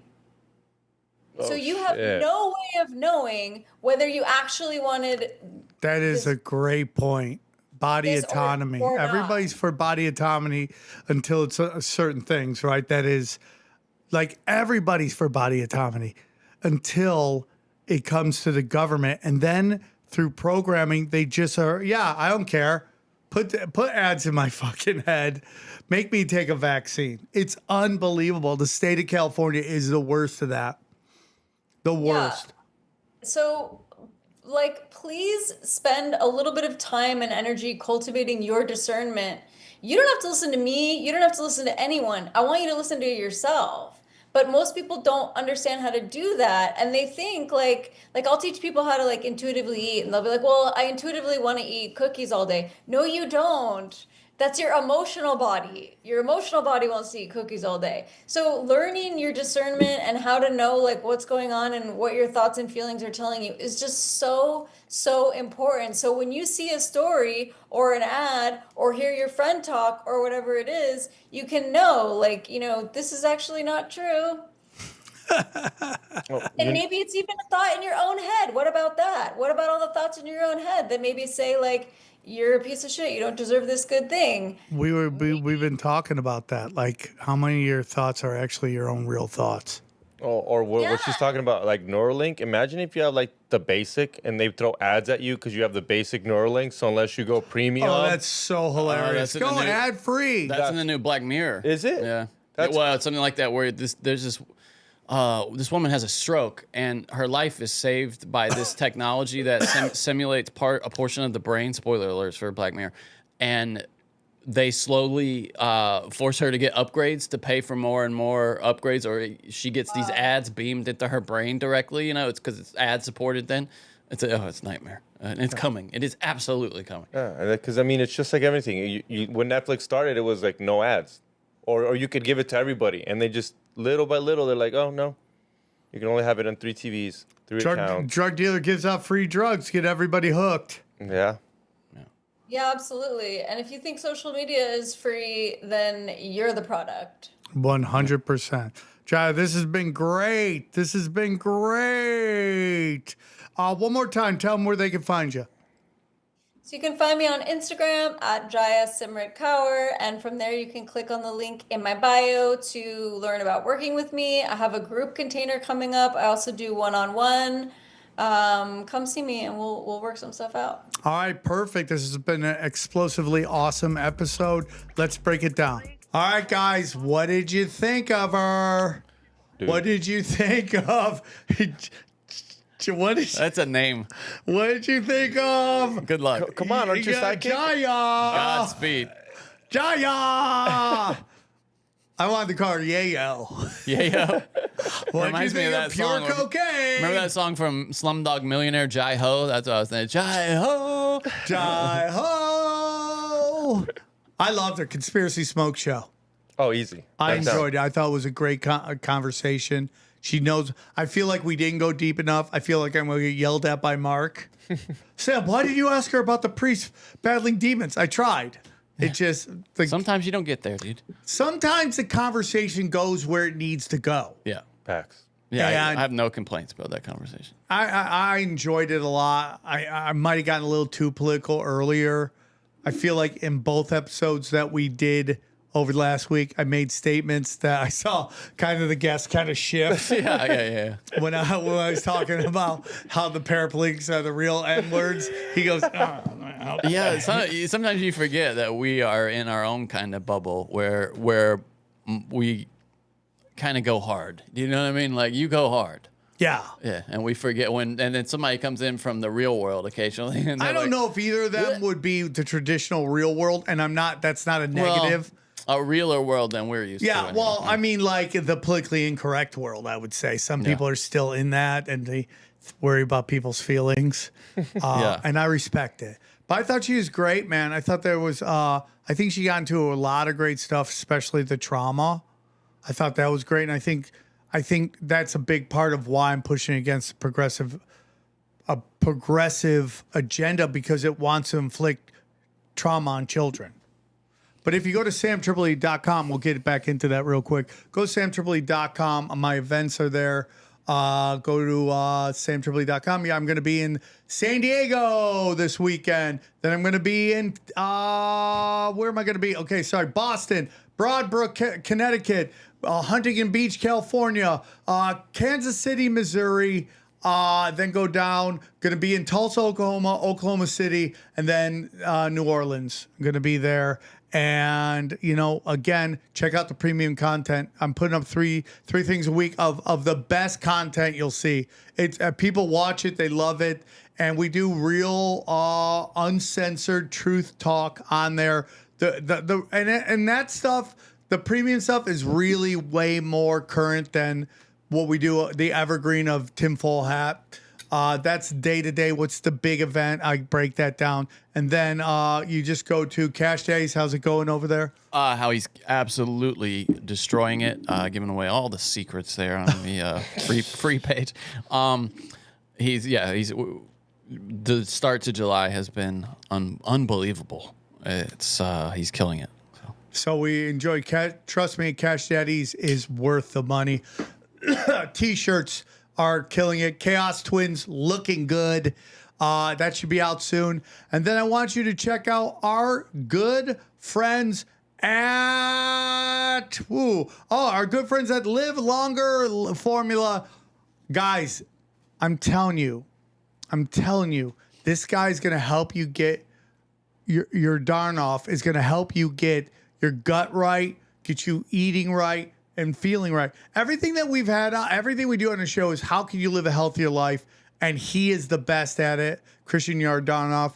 And I can't recommend his website, his style, his way of thinking. It's unorthodox and it works. And you guys should check it out. He's got all the deadliest health fads right there. It breaks it down for you. So go check that out. And one more time, go back.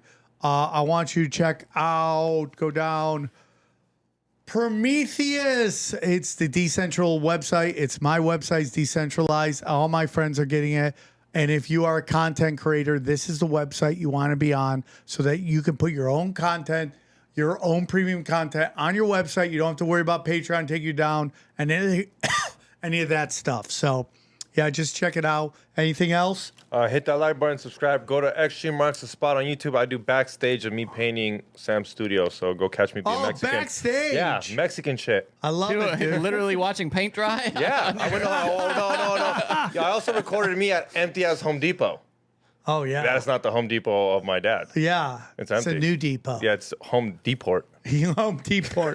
And Johnny? Check me out on Twitter at Johnny Woodard. I'm arguing 24/7 on there. Check me out. Yeah, I thought it was a great episode. I thought Big you time. did great. I would really like, no matter what your religious or spiritual beliefs are, to be open-minded that there's more going on and that isn't challenging everybody's beliefs. This is a place where everyone gets to talk, and I thought it was great. Anything else, guys? I felt left out.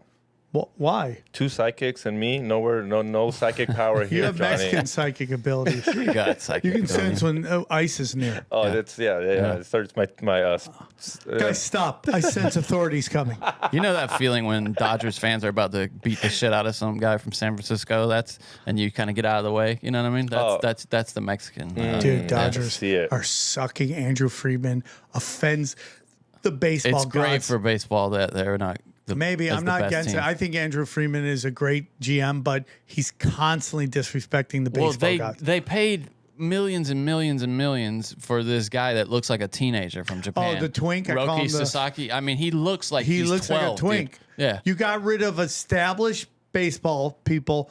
The biggest thing, and I know but nobody wants to hear baseball talk here, but Johnny and I are talking. Yeah, sorry. Sorry about this. But you got rid of players from your World Series winning team and brought in other players. You ride with the guys that got you Which, there. by the way, that didn't work. The Braves did exactly that, and it took them into the depths of hell. So you can go wrong either way. To be fair, The number one pitcher at Detroit is the guy that won Game 1 for us. Yeah, well, There's no reason to get rid of him. This Japanese twink or Korean twink, he's so bad, dude. right? The Roki, guy yeah. you got, he's just the most you can hope for is that he turns into him. He looks like he's moments away from breaking out into tears. I just think he At goes any home moment. and just grabs his Pokemon and just cries. He doesn't. He looks like as soon as he's off camera, he's about to weep. And that's why they're hiding him, because he's probably fragile right now. He can't handle the heat. You gave him too much money too early, dude. Anyways.